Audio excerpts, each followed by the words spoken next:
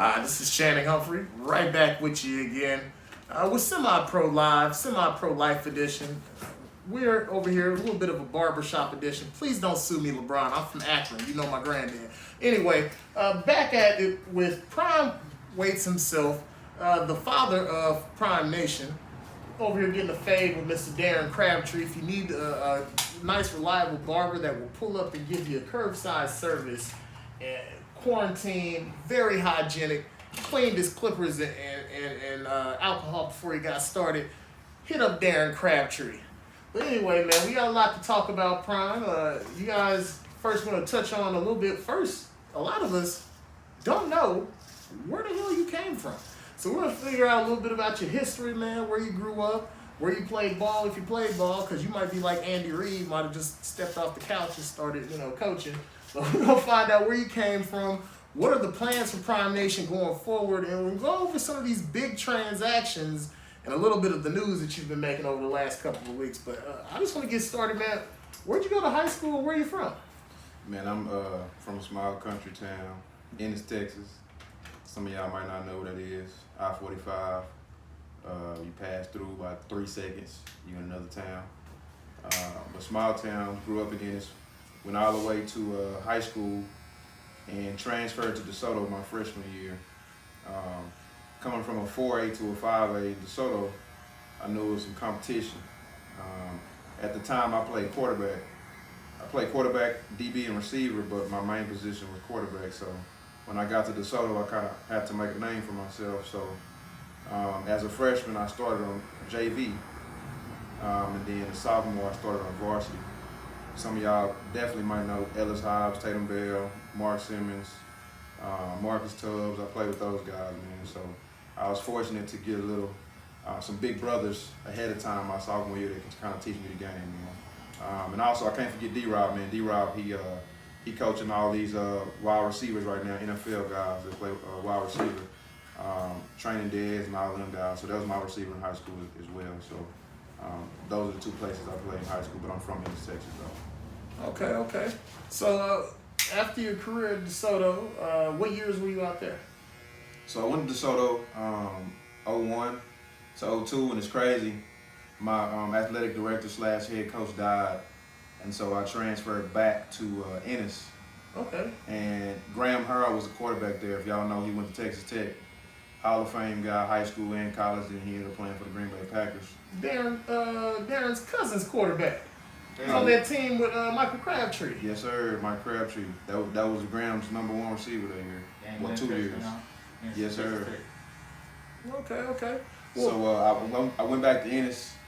We actually won state championship that year, 2 years in a row. So I had a nice little run in high school, man, going back and forth. But I got 2 rings out of it. All right, man. So where'd your journey take you after you got done with high school? Man, I've been on a journey, man. After I graduated from Ennis, my grandmother got real sick, and unfortunately, sometimes, daughters and sons got their own family, so they can't really, put them aside and kind of, either move in with them or get her to move in with them. So I took that chance, man, because my grandmother raised me. I took that chance and I kind of put school on hold. And I helped take care of her for about a year and a half. And then I enrolled in Texas College 2 years later in Tyler. Okay. Boring ass town, man. I never want to live there in the country, man. But I was at UT Tyler, TJC, or Texas College is where I was going to 3. Shout out to Tommy 3. He over at Texas College right now. Right. I ended up starting quarterback at Texas College, man. That was the first year they brought football back, 2003. I played with Jonathan Combs, Dante Spielman. I also played with Ramon Taylor. He was a transfer. I don't know. I forgot what happened, but he transferred. Okay. But we had a nice team. We went 8-2. We wasn't in the conference, but I had a chance, like I said, to play with great players out of my life. So 8-2. After Texas College, I wanted to go back to the school that was recruiting me, which was Oklahoma State. They was recruiting me pretty hard out of high school. So I knew I had to, kind of switch it up and get some film. I actually went JUCO to Northeastern Oklahoma, Miami, Oklahoma. NEO. Yeah, NEO, man. We played TJC. We played Blinn. The year Cam Newton and won. Ah, you Yeah. were over there. I think what's his name? Kendall Magana. Were you out there with Kendall Magana? Yeah, I know you're talking about. That was my quarterback at Lamar, my sophomore High school, year. okay. I got you, That's I my got you. dog. Yeah. Shout out Kendall. Yeah. So I played. I went there for a year. I actually walked on. I actually made the team, and it was like 40 walk-ons, like the best ever of my life. But I made the team. Ended up getting a scholarship, played one semester, and then I actually had a chance to go to Oklahoma State. But they put me at receiver. I was like a slash player, receiver, corner, special teams, stuff like that. But I was like, Swiss Army knife. yeah, I was like 8 on the depth chart though. So it was special teams. That's all you was gonna do. You had to kind of earn your spot. Dez was already there. Darius Bowman had already left. So me being there, not getting any playing time, I decided to transfer so I could play. At that time, it was more important for me to get on the field because I was trying to make it to the next level. Yeah. Like I said, I had a journeyman, so I transferred to Southwestern Assemblies of God in Waxahachie, NAIA school. Sagoo, Yeah. shout out. I wanted to make sure I transferred to a school that I could get immediate eligibility so I wouldn't have to sit out. Did they have that rule where you had to keep your door open when you had the girl on campus? Yeah, they had that rule where you couldn't have a girl anywhere. Oh, okay. It was back in the day. Yeah, Okay. back in the day, there was no co-ed dorms. You couldn't have parts in your hair. You had to go to chapel every Sunday. You couldn't go see rated R movies. I'm talking about like they was serious for real. Hey. But again, I wouldn't trade that for the world because it helped me be the Build man I am today. You know what I mean? Yeah. But I stayed off campus though. I could do it then. Definitely stayed off campus. Hey, you know, weird coincidence. I think we may have played each other because I was at Cisco that same year with you was Cam Newton. We went undefeated. We probably did. We beat Blinn the first time through before Cam Newton had transferred in, and then Cam Newton transferred in. We had got size. I remember we got size for our conference championship rings. We played Cam Newton in the second round, and we beat them 31-0 the first time. He came in and smoked us 49-0 in the playoffs. Yeah. And he smoked all the rest of them. He was a grown man, bro. We ain't had no business being on the field. Grown Yeah. man. Well, all right, man. So we got you a little bit of your college picture and your formal background in football.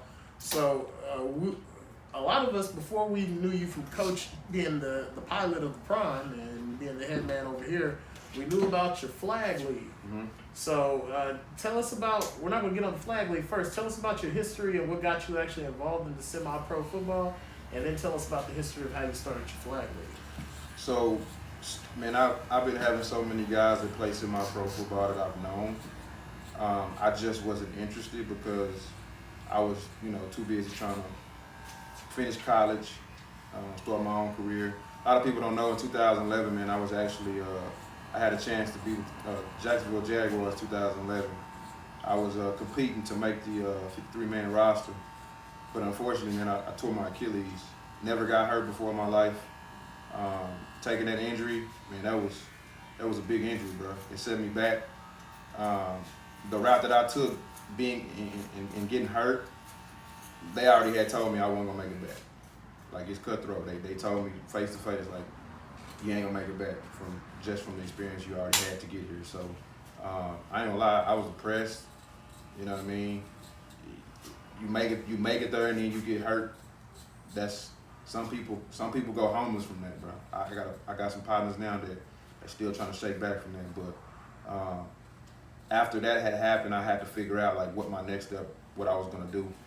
And just being around a lot of people that's playing football, semi-pro, arena, whatever the case may be, I kind of wanted to, my football career wasn't over, you know what I mean? I wanted to be around football, so I stepped into the arena and started playing arena, man.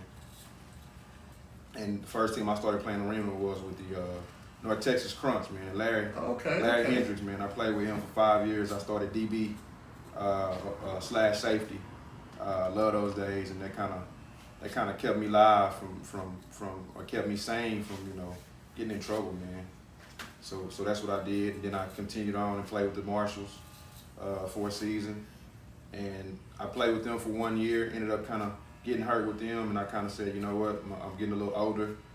I got to take a little different approach to the game. Now I want to start coaching and teaching the youngsters or teaching whoever the right way to play football, no matter what. So that's how I kind of got into semi-pro. I knew then I beat my body up, because ultimately, man, playing with the best athletes in the world, that's what you're gonna do. You're gonna beat your body up. So I couldn't do it no more. So I wanted to kind of give back and help out. Okay. See, I have the blessing of being fat, so most of you linemen suck.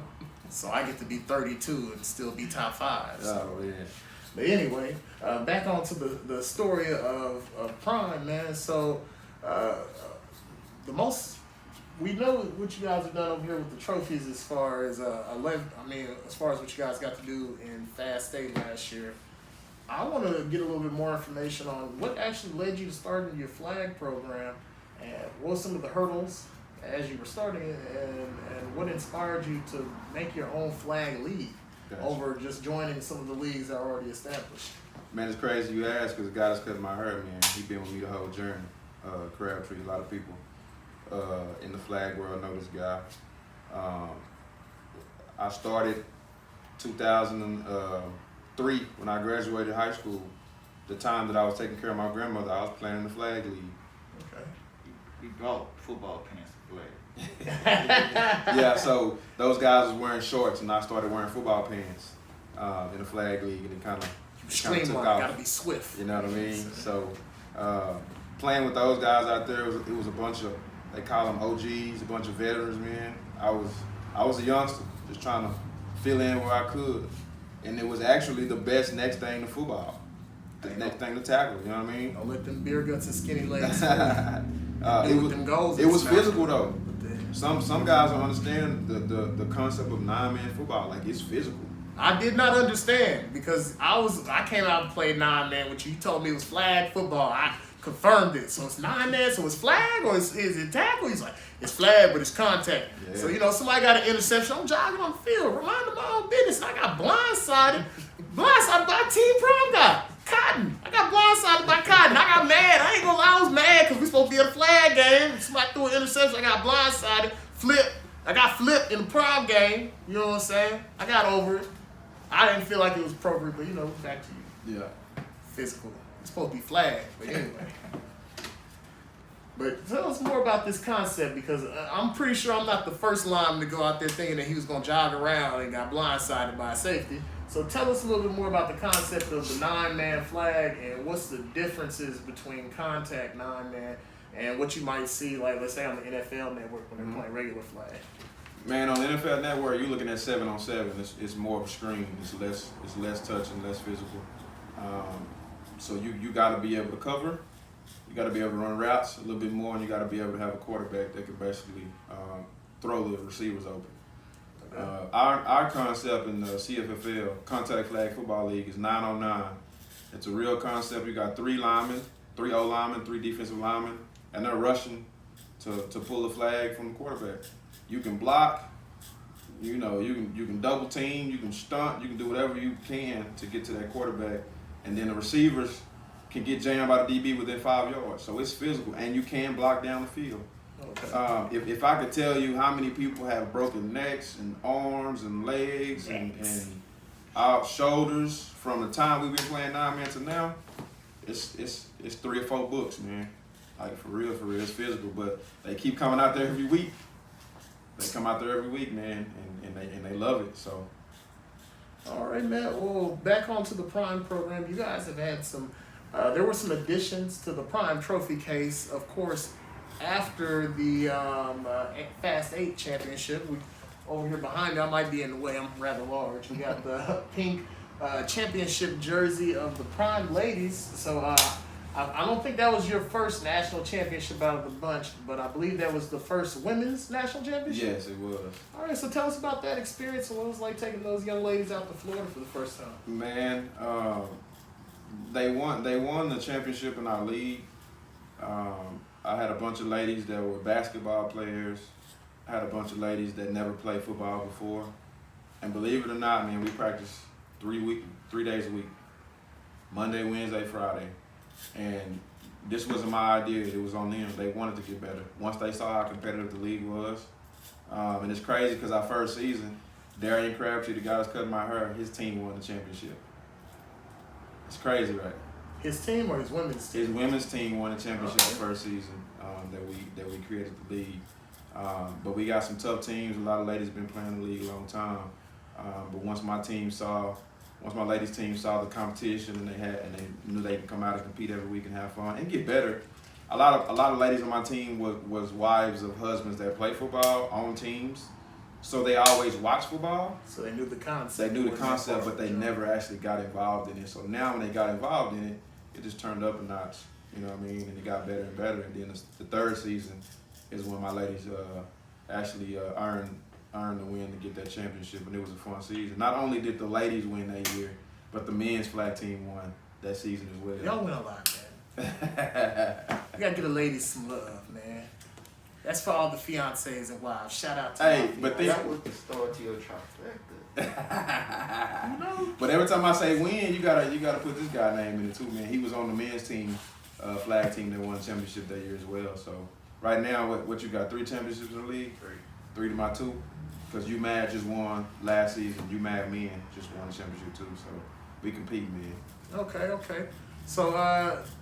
So we covered the league, and now let's get on to the newest addition to the family outside of the newest addition to the family.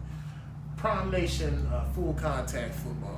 Right. So how did you get involved? I mean, you had your own little thing, you had your own league going, you were winning championships, you had a name, you're definitely making more money off the flag. So what actually got you interested in bringing your product out to an 8-man field? Honestly, man, a lot of people don't. I'm gonna tell y'all the secret. But y'all can keep doing it though, because it keep feeding my pockets. Every time somebody out there doubt me, I'm gonna prove you wrong. We play flag, and they say, oh, flag players can't do this, but y'all fail to realize the guys that's playing flag came from tackle football. Let's not forget that.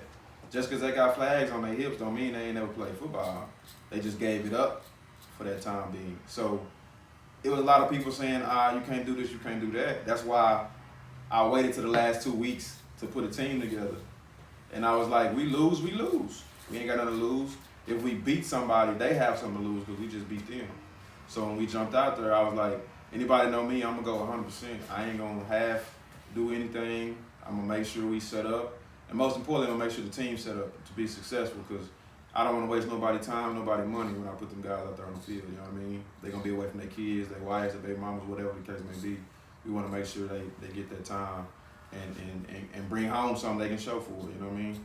So that's one of the reasons, that's the biggest reason why we entered tackle, man, because the woulda, shoulda, coulda, and all these, it ain't enough. So who actually was the woulda, shoulda, cuz, and the ain't enough? I know we said ain't enough, but that was actually after you was in the league. I'm trying to figure out what made you, I'm just curious for myself, because, if I'm sitting in one arena, I'm dominant over it, I'm a champion over it, I run the league essentially, and I'm making money off of it. I just want to know what your motivation was to step into the flag, because me personally, I only knew you from flag football. Right. And then after, I saw your pictures, he played with the power and stuff like that. So were you invited? Jamal reached out to you? Or how did that whole transaction go down to get you in the fast state? Man, honestly, it was all a joke. You know what I mean? Oh, you was playing around and it became for real. I took all the. See, the thing is, I'm not the emotional type, man. I'm not the one that's gonna, be in my feelings. I like the one to show by action. So it was all the guys that was like, man, they was laughing at the logo, Transformers, and all this and all that. Dang, that sounds like a Ryan Fields slug. Nah, really not. I believe Ryan Fields no. was the first one to bust out the Bumblebee Transformer meme. I don't think he was the first one, but believe it or not, Ryan Fields, he a big OG He a in new the left flag tackle? league too, though. Oh, okay, my bad. I was just trying to get ahead of him. I thought you were going to say you're a new left tackle. That happens. Nah. But, Shout out to my boy Ryan. That's my boy, though. You know what I'm saying? I would say have a semi-pro world, bro. Okay. Be honest, have a semi-pro world. It's a new team, and again, I'm not faulting them because that's how you're supposed to treat a new team anyway. It is what it is. It's almost like a freshman joining, getting on. You gotta campus. shake their confidence before they get some. Hey, you can't. It was a journey though. It was a journey, but I don't think those guys would trade that for the world, bro, because we actually worked for it, but nothing was given to us. All right, so man, you won the championship. Didn't go undefeated. You guys were the 3rd seed most unlikely team out of the Power 5 teams to make the playoffs. Right. Pulled the upset, got the championship. And then you made your move to 11-man. So what was your motivation behind the 11-man? Was it just a continuation of what you were already doing? Was it something you already had in the works and it, it just happened like this? And what do we have to look forward to with Prime Nation going forward? And then I'm gonna ask you about some of the new additions. But before I get my fiance too mad at me, I'm gonna go ahead and take a commercial break, and we'll be right back with more Semi-Pro Life right after this.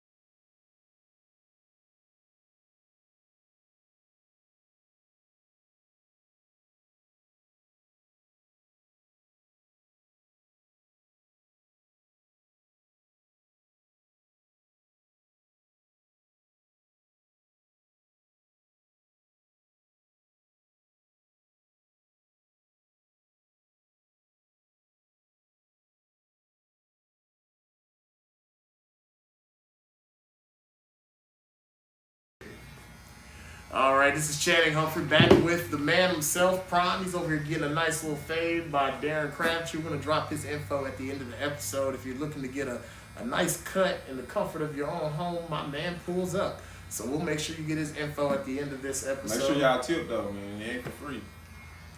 He want the haircut price and the tip. Yeah, man. All right?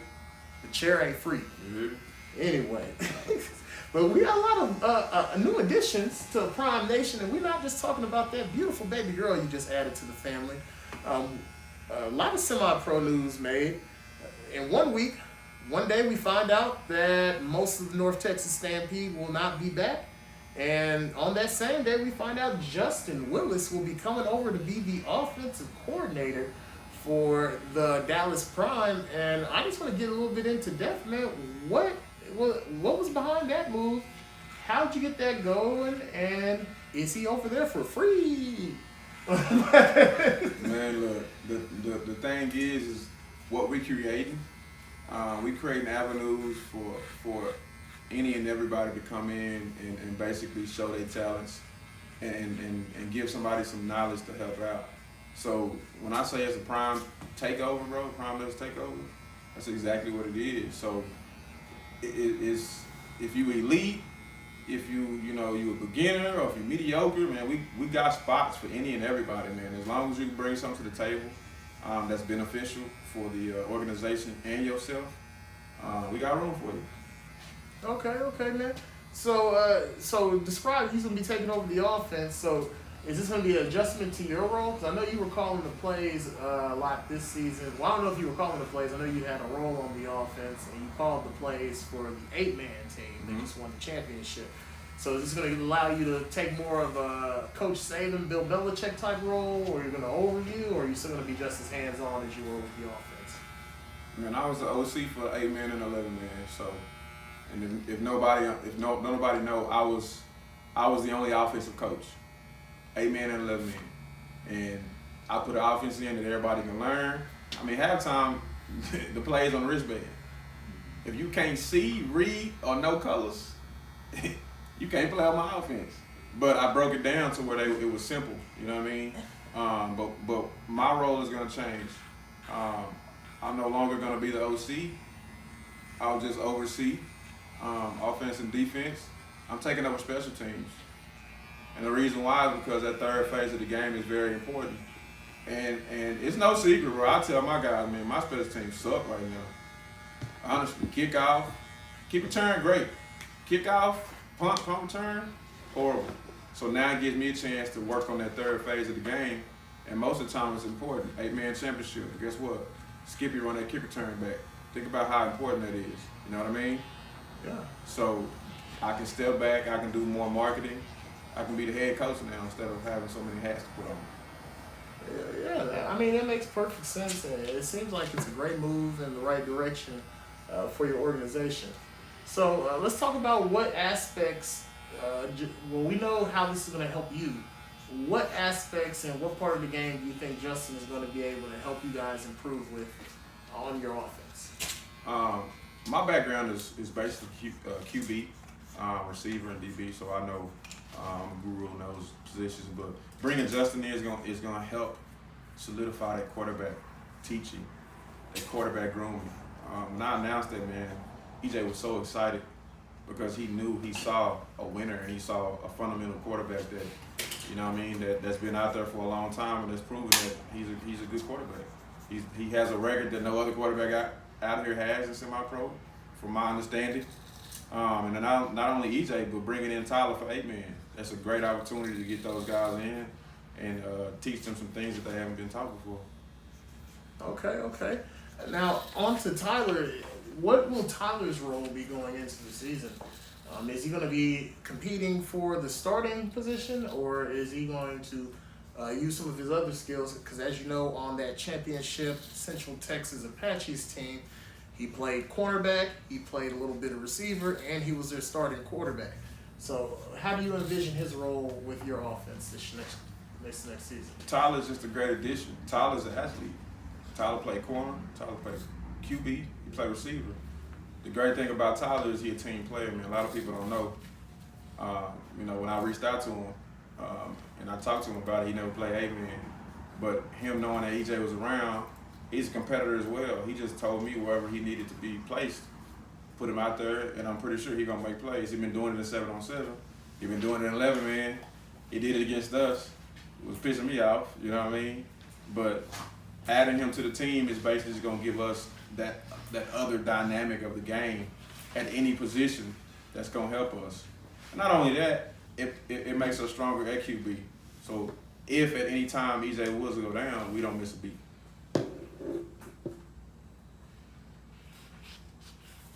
All right.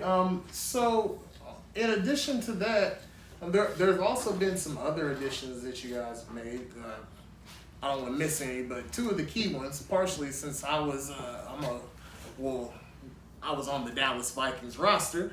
We got Mathis, one of the real keystones of that offensive line over Dallas Vikings for years. Played with the Texas Power for a couple of years. It may have been where you first ran into Yep. him. And he also played with me on the DFW Sentinels last summer. That's a big addition.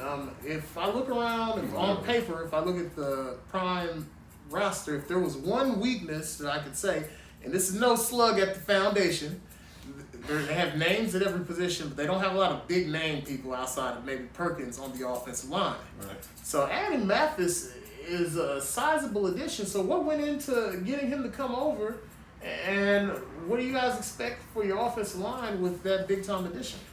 Man, honestly, man, I think for the most part we really don't, and a lot of people don't realize I don't really do a lot of heavy recruiting. My marketing is my recruiting.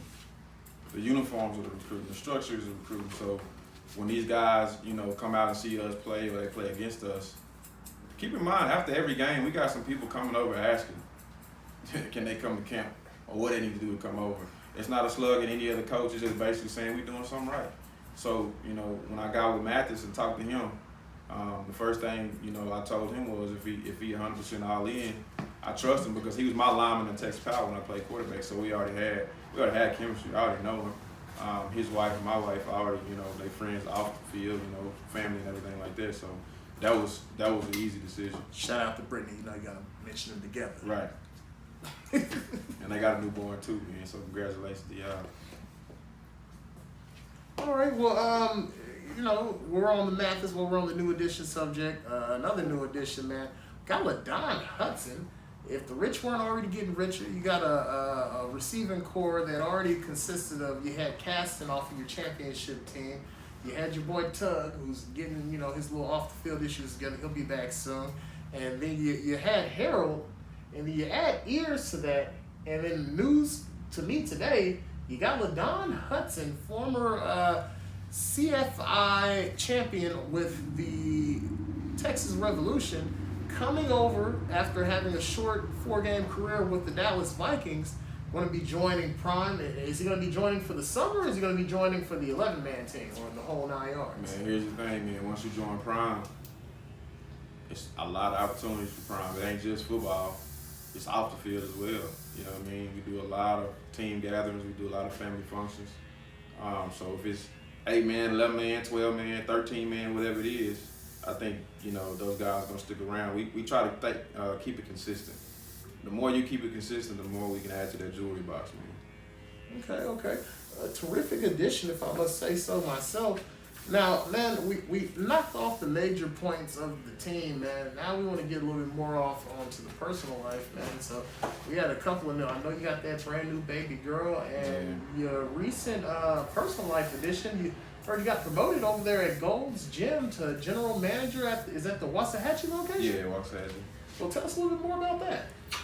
Man, I've been a general manager for like 8 years, going on 8 years, so I'm not new to the role. I know you were at a different location before, right? Yeah, I was in Dallas Uptown, but they ended up shutting that down because of the corona spread.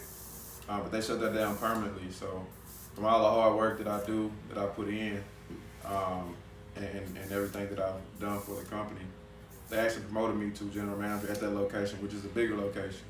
Okay. So now I'm in Waxahachie. We actually opened up Monday at 5 a.m. So if you need a membership, come on and get one. 5 a.m. We're going to be in there. Waxahachie, Texas, 75165.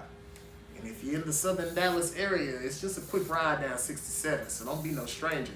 Now, man, on to the most important addition to the Prime Nation. Let's talk about this lovely little girl that you got to add to the family. We don't have a picture to put up. If we can edit, we might throw one in there later. But tell us about, man, this is your first child? You said first? This is your first one or first girl? What did Kobe say? He did this.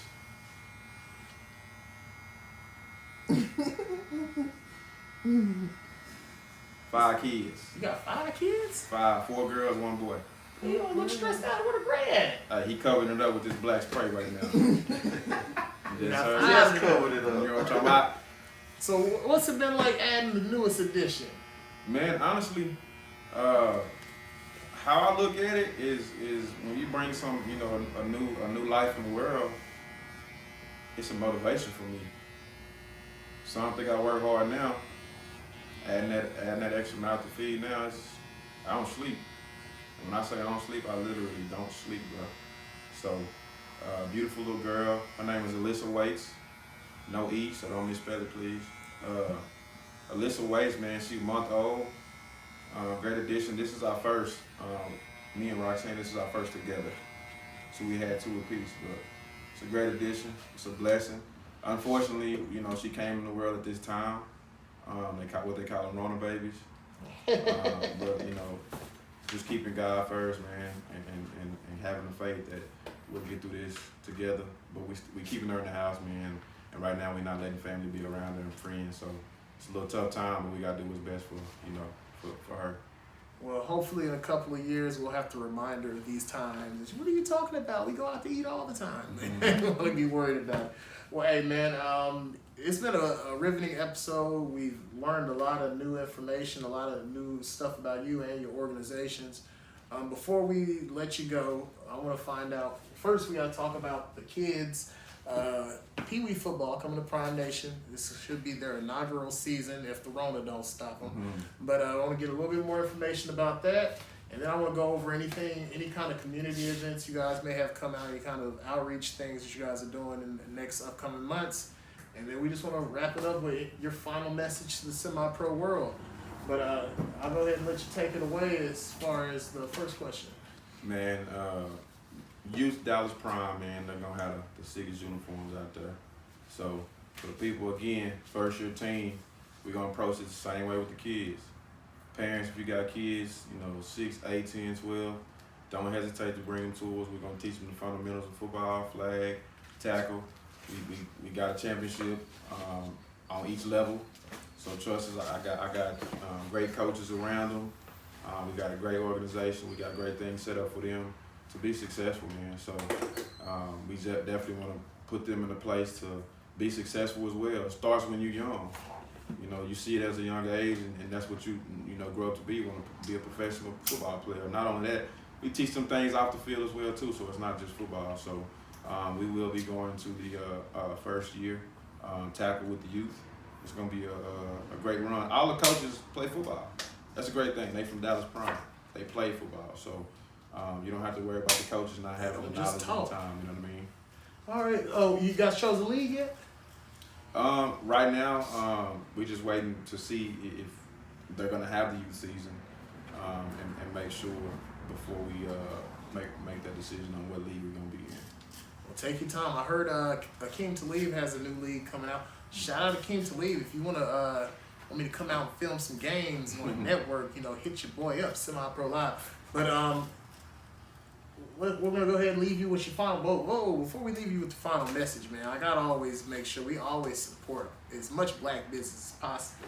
We'll get another shout out to my man Darren Crabtree doing good work over here. If you want to get in contact with Darren Crabtree to catch you a fade while you on Semi-Pro Life, man, where they get in contact? You have a Facebook or a plug or way you can contact you? Darren Crabtree on Facebook. Darren Crabtree on Facebook. And I am Barber Legend on I am Barber Excellence on IG. I am Barber Excellence on IG, and his phone number is at the bottom of the screen. Make sure you hit him up. Now, back to you, man. And what's your final message to the semi-pro world before we let you go? Man, honestly, it's gonna be a takeover. And when I say a takeover, I don't mean that lightly. I mean that heavily. So you see what we're doing now. It's gonna be an announcement every other week.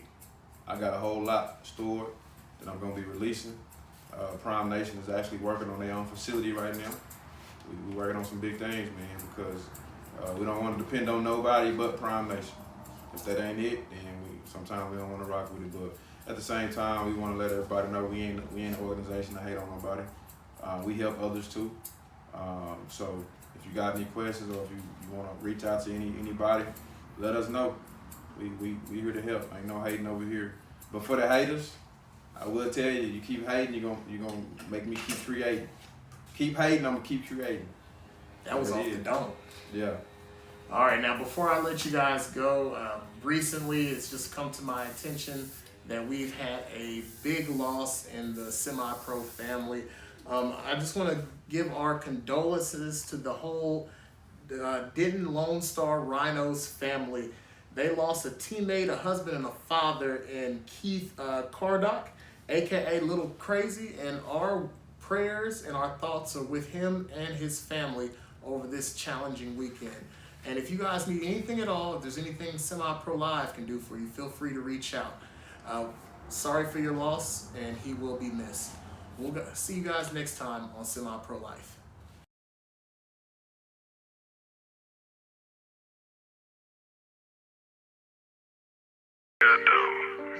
TSL. Yeah. Bliss. Send a bliss. Make me send a bliss. Send a bliss. Snatch that rollie off your wrist. Send a bliss. Make me send a bliss. Send a bliss. Snatch your chain and take a peek. Send a bliss. Make me send a bliss. Send a bliss. Snatch that rollie off your wrist. Send a bliss. Make me How do I have the most bliss. everything and I'm sorry? Send a bliss. Snatch your chain and take a pill. Send a blitz. He got gas bag. We run off with this shit. Cut to the. Let's go. Yeah. Not the minivan.